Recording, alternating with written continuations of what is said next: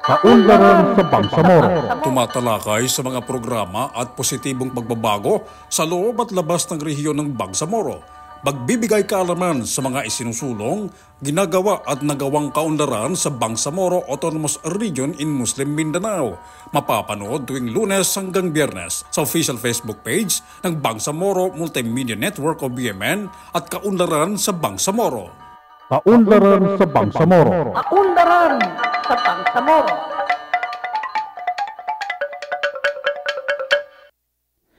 Assalamualaikum warahmatullahi ta'ala jami'an wa barakatuh. Ipadsampe namin sumalabanda wa salam sa kanong mga yukas pagalitano ang mga Bangsamoro. Siya sa kanong pagingadan tano sa Bangsamoro Autonomous Region in Muslim Mindanao. Magandang hapon naman mga kabangsamoro sa ating mga minamahal na kapatiran mula sa iba't ibang communities, sa mga settlers communities. Siyempre magandang magand po sa mga kapatid po naming indigenous people na naninirahan sa loob at labas ng Bangsamoro Autonomous Region in Muslim Mindanao. At sa lahat-lahat ng ating mga kababayang Bangsamoro sa loob at labas ng bansang Pilipinas. Ngayong araw po mga kabangsamoro, araw po tayo ngayon ng Lunes, July 1, taong 2024, At talagang ipagpapatuloy natin mga kabangsamoro yung ating mga nasimulang talakayan, mula sa Ministry of Interior and Local Government. Sa ngalan mga kabangsamoro ng BMN Technical Team sa pangunguna ni Executive Director Mampay Diaz Samanudi Ahmad at ang ating mga kagapay sa technical control nandyan si Sir Hasanuddin Singgon at Ustad Muhammadin Gumaga Sulaiman. Ang one of the sponsor ng ating programang Kaunlaran sa Bangsamoro, ang Peace, Security and Reconciliation Office o PSRO, at syempre ang Office of the Other Bangsamoro Communities na tumututok sa paghahatid ng serbisyo sa mga Bangsamoro outside core territory ng BARM. Ito ay pinangungunahan ni Executive Director Professor Nurun Andan mga ka-network. At yan po, under po yan ng mga opisina sa Office of the Chief Minister Ahud Balawag Ibrahim. At tuloy-tuloy yung paghahatid nila sa serbisyo dito sa loob at labas ng Bangsamoro Region. Ako pa rin mga kabangsamoro ang inyong host ngayong araw ng Lunes, July 1, si Dato Mineska. At kami po ay humihikayat na samahan nyo kami sa loob ng 30 minuto sa araw na ito para pakinggan yung ating programang Kaunlaran sa Bangsamoro, yung mga activity at mga program and services ng Ministry of Interior and Local Government, na marami na po tayong natalakay mula January taong 2024 at nandito na po tayo ngayon sa buwan ng Mayo taong 2024. Programa pa rin mga kabangsamoro ng Ministry of Interior and Local Government, BARM LGU Forge Peace, Nagkaroon po sila ng training session, Strengthen Conflict Resolution Effort, mga kabangsamoro.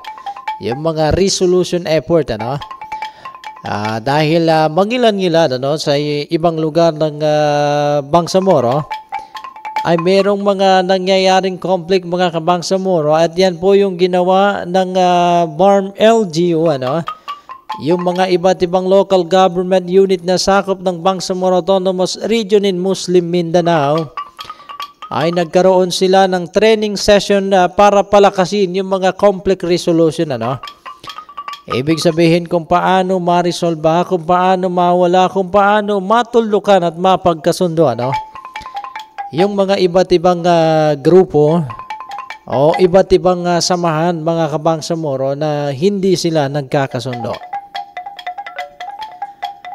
Local government units from across the Bangsamoro Autonomous Region in Muslim Mindanao gathered in Davao City. Doon po sila nagkaroon ng training session mga kabangsamoro sa Davao City Mayo 1, May 1 to May 4 taong 2024 for a vital session aimed to enhancing peace and order with their communities. At syempre yan po ay hosted po yan, ang programang yan, ang session na yan mga Kabangsamoro ay hosted po yan ng Ministry of Interior and Local Government ng Bangsamoro Autonomous Region in Muslim Mindanao. So kasama sa focus sa araw na yan mga Kabangsamoro on integrating the efforts of the Bangsamoro Task Force on Ending Armed Conflict. At yan yung inaasam-asam natin mga Kabangsamoro na magkaroon ng mga resolusyon kung paano ma-resolve at kung paano matapos yung mga local armed conflict mga Kabangsamoro. Into local peace and order public safety plans. So, ibig sabihin, merong mga hakbang yung mga local government units sa pangunguna ng Ministry of Interior and Local Government para doon mga Kabangsamoro sa tinatawag natin na Local Peace, Order, and Public Safety. Yan po yung POPS. Layunin na nasabing training mga Kabangsamoro is to equip LGU with strategies and incorporate, at magkaroon sila ng mga inisyatiba o mga plano using a complex, sensitive, and peace-promoting approach. Participating included representative from various sector. Una po dyan na dumalaw dyan is yung Office of the Senior Minister, mga Kabangsamoro.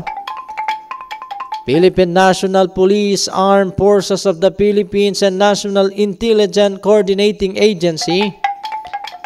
At yung mga several municipalities and cities from Maguindanao del Norte and Maguindanao del Sur at kasama na po yung Lanao del Sur mga Kabangsamoro. Kasama rin na dumalaw sa araw na yan ang munisipyo ng Barira, Buldon and Parangin, Maguindanao del Norte. Municipality ng Ampatuan, Manguda, Dato, Mama Sapano at Pandag. Dato Salibo at Dato Unsay in Maguindanao del Sur at Butig Masyo Pagawayan, Pagayawan mga Kabangsamoro. Kasama rin po yung mga sa Lanao del Sur, Wao, Marugong and Islamic City of Marawi in Lanao del Sur mga Kabangsamoro.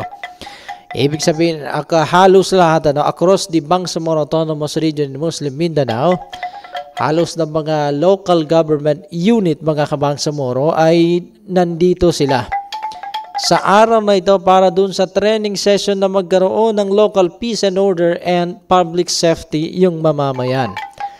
Lalong-lalo na kung paano pa ma-resolve o matuldukan yung mga armed conflict, yung mga nagaganap na local armed conflict sa iba't ibang lugar. Kabilang dyan mga Kabangsamoro sa highlighted doon sa Barm LGU collective commitment. Ibig sabihin nagkaroon sila ng mga sharing addressing peace and order challenges and fostering safer environment for constituent. So ang pinakalayunin dyan mga Kabangsamoro sa training session na yan ay para dun sa capacitating LGU in manifest mainstreaming kung paano pa magkaroon ng o kung paano mariresolba yung ending local armed conflict. Una dyan mga Kabangsamoro, identifying programs kung ano yung mga programang nararapat sa kanila, mga pulisiya o mga policies mga Kabangsamoro, at yung mga project and activities for inclusion yan talaga ay kailangan din mga Kabangsamoro yung kasali sila, inclusion in the local government unit plan. So 2 araw po yan, tumagal po yan mga Kabangsamoro ng 2 araw ang kanilang training session na ginanap sa Davao City. Ayan, so kasama rin mga Kabangsamoro throughout the training session ay overarching vision the Bangsamoro Chief Minister Siyempre yan pa rin ay naka-anchor sa moral governance, so guided by the Chief Minister Ahud Balawag Ibrahim, at kasama dun sa ambition of the Bangsamoro characterized by sustainable peace, inclusive and governance and socio-economic development So, yan po mga kabangsamoro, yung kabilang doon yung kung paano magkaroon ng resolution, prevention and resolution doon sa mga armed conflict. Panoorin muna natin mga kabangsamoro ang halalang bangsamoro at ako'y magbabalik makalipas ang ilang sandali. Halalang bangsamoro. Bismillahirrahmanirrahim. Assalamualaikum warahmatullahi wabarakatuh. Hindi lingid sa kaalaman ng lahat ng Bangsamoro constituents na sa taong 2025 ay gaganapin ang first ever Bangsamoro parliamentary elections kasabay ng eleksyon sa buong bansa. Ito ang kauna-unahang regular elections simula ng naipatayo ang BARM, ang Bangsamoro Government.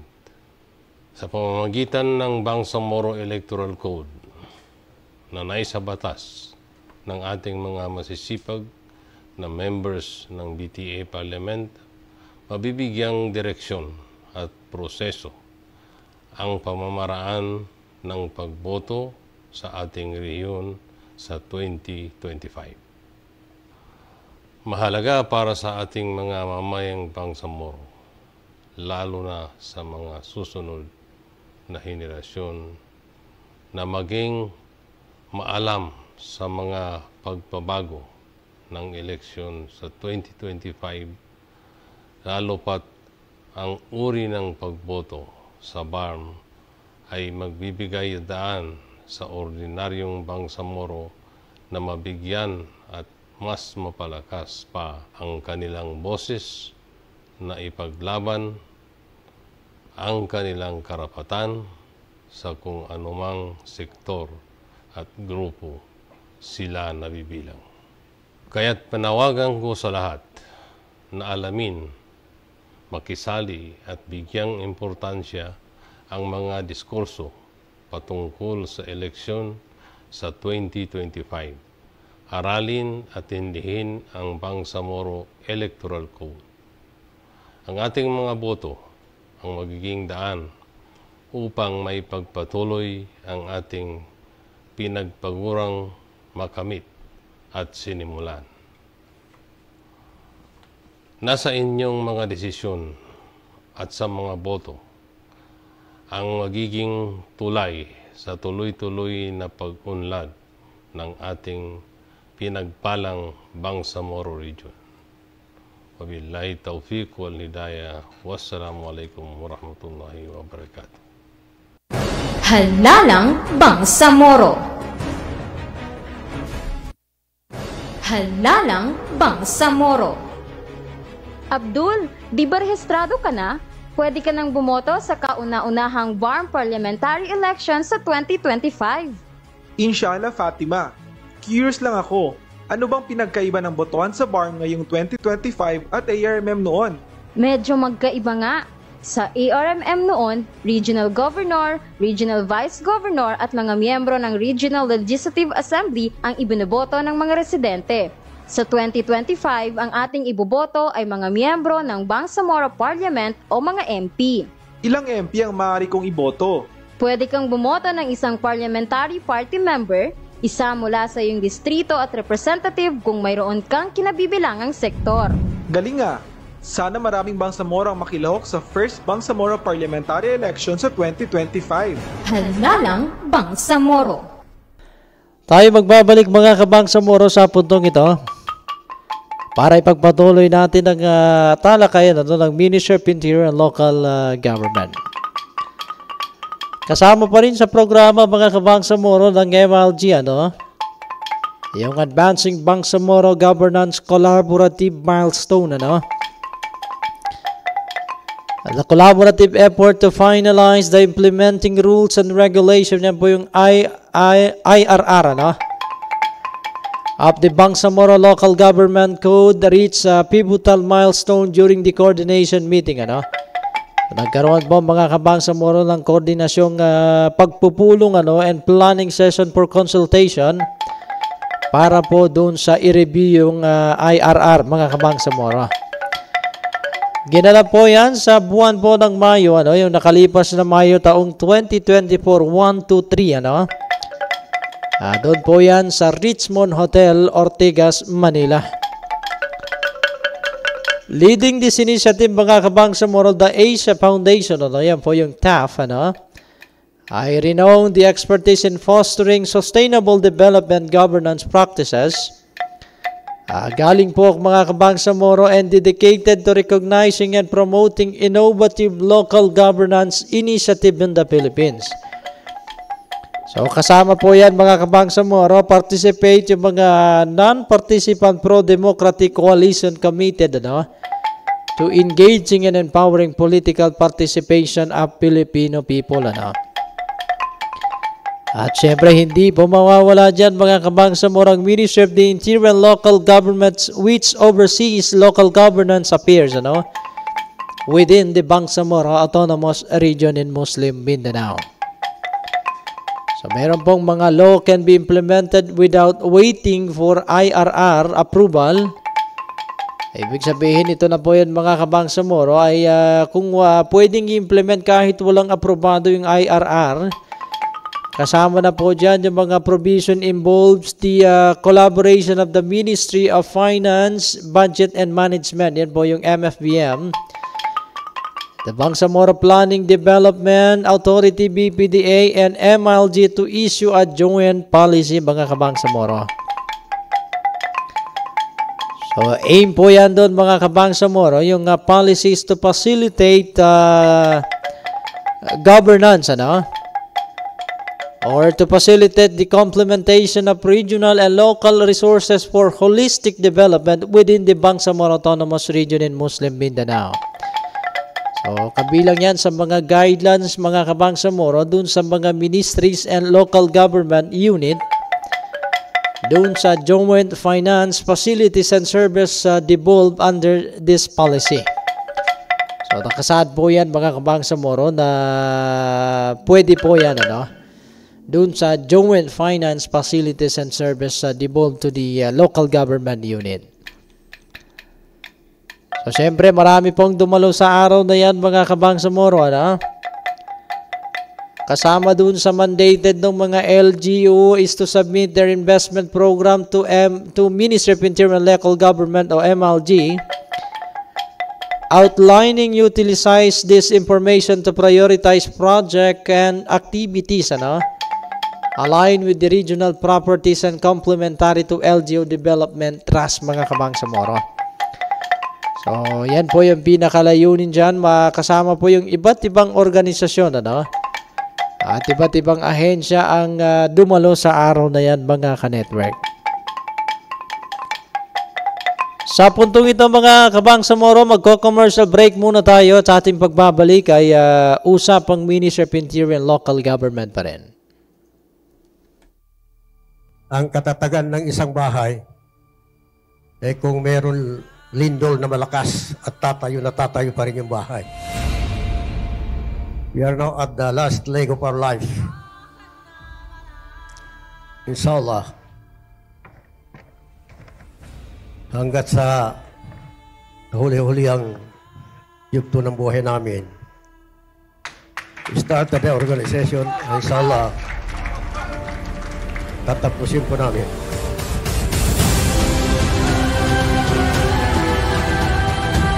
So bilang mga bangsamoro, sa Darul Ifta, ito ang ating belief. Ito ang at-tariq al-mustaqim. Ito ang matuwid na landas na kailangan nating tahakin. Sumunod tayo sa ating mga leaders. Sa hirap at ginhawa, magsama tayo.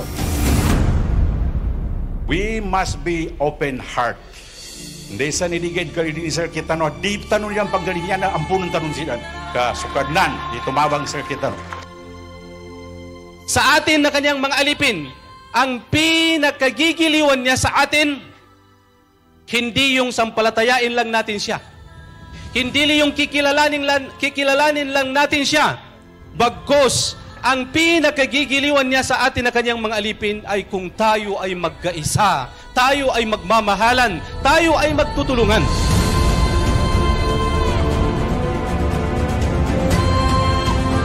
Yung sobrang pamumulitika, na gawin mo ng masama yung kapatid mo sa politiko, kapatid mo sa partido, at saka even outside your politics. Munot ako sa kasuguan, ang duwatulan ng mga leaders tano, Allahu Akbar. Ang ating pagkakaisa at malasakit sa isa't isa ang naging daan upang tayo ay makamit ang isang lipunang makatarungan at puno ng pagkakataon para sa lahat.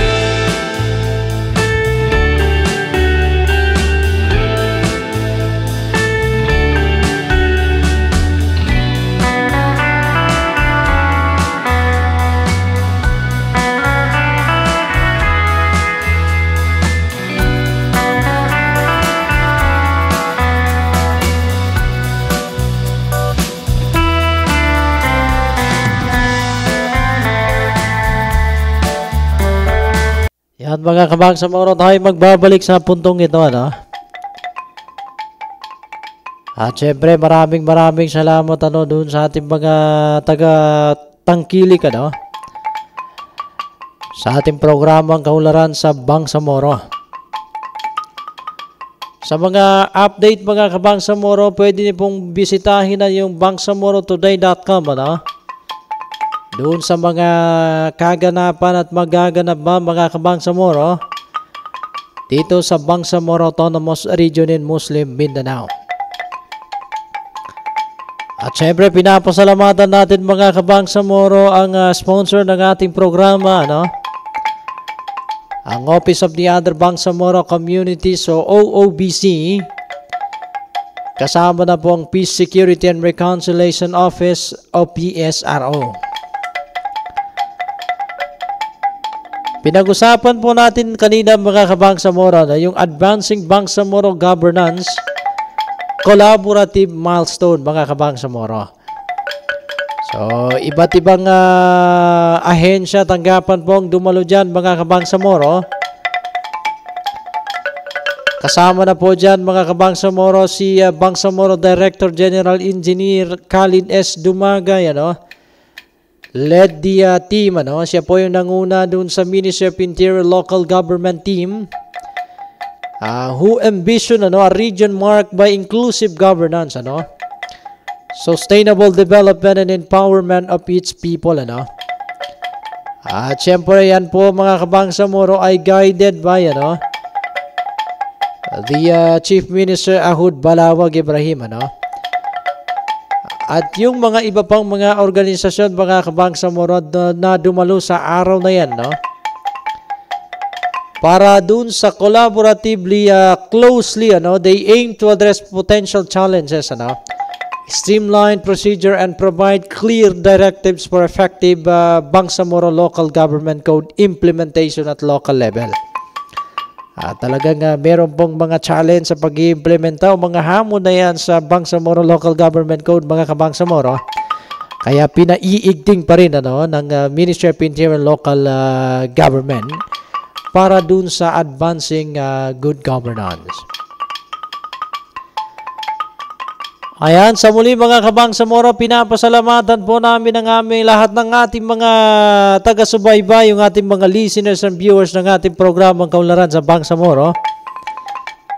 Ika nga, Bangsamoro ka, saan ka man, ano? Ipinapabot namin ang aming pagbati ng salamat sa ating mga kapatiran sa loob ng bansang Pilipinas at sa labas ng bansa, no? Para doon sa kanilang mga pangarap, ano? At na may bawat isa sa mga Bangsamoro ay kanilang makamit ang kanilang mga mabuting pangarap. Panayamatan tanong si Babu Wapa, aba makikinag pagpatig banuliman sa kanunyan pakaragyan tanong balasang kanun wallahu ta'ala. Sa kabaganggay no sa kano oras sa kabanuliman, ha? Sa kanunya programa tanong ang mga ganggula atau kananganggula kaunlaran siya sa Bangsamoro Autonomous Region in Muslim Mindanao.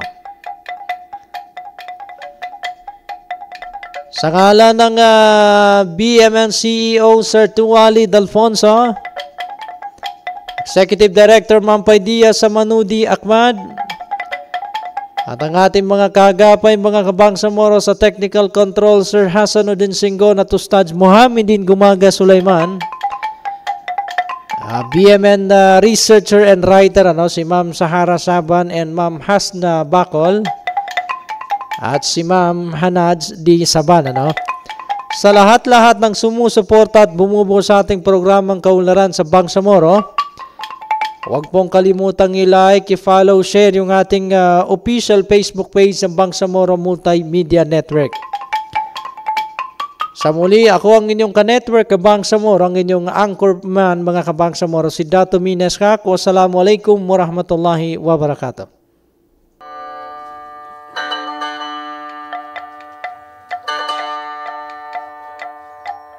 Kaunlaran sa Bangsamoro. Tumatalakay sa mga programa at positibong pagbabago sa loob at labas ng rehiyon ng Bangsamoro. Magbibigay kaalaman sa mga isinusulong, ginagawa at nagawang kaunlaran sa Bangsamoro Autonomous Region in Muslim Mindanao. Mapapanood tuwing Lunes hanggang Biyernes sa official Facebook page ng Bangsamoro Multimedia Network o BMN at Kaunlaran sa Bangsamoro. Kaunlaran sa Bangsamoro. Kaunlaran sa Bangsamoro.